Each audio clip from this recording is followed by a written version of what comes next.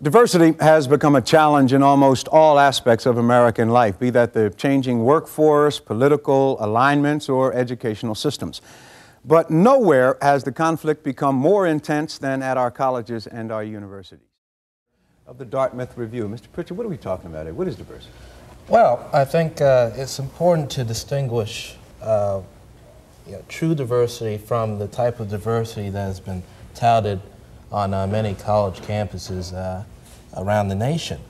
True diversity is actually equity-oriented studies. And if you look at the situation today, you see that only approximately 11% of courses across the campuses in this country have anything to do. Mr. Vance, I'm here to defend the First Amendment and to push for diversity of viewpoints on campus. The First Amendment has served us well throughout our history. We should not try in the hopes of promoting ethnic harmony to stifle. Mr. Wilkins, a professor of history and American culture at George Mason University, also a fellow at the Institute for Policy Studies. Mr. Wilkins? Well, I'm glad you think that professors are entitled to offensive opinions. I have a student right there. I know he's thought some of my opinions were offensive.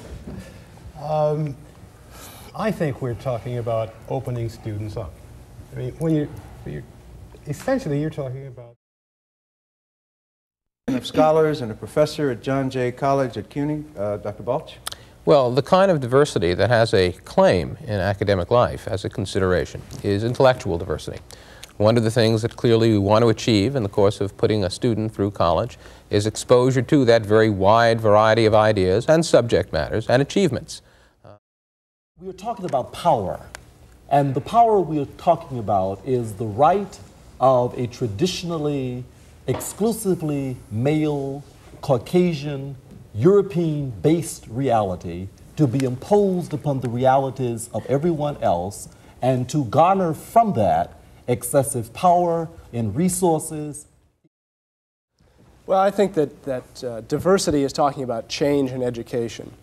We're going from our standard Eurocentric academe-based environment to a more student-oriented open-minded worldview of how education should be. New York at Stony Brook. Dr. Adams? Well, diversity, of course, is important in terms of intellectual development, but I think it's also important in terms of the presence of people both at the student and at the faculty levels to be able to deliver that intellectual thought and to be able to share those experiences with their Diversity to me means a greater appreciation for the multiplicity of racial, ethnic, and religious groups that this country was founded upon, and a greater awareness of the students of appreciation for other cultures.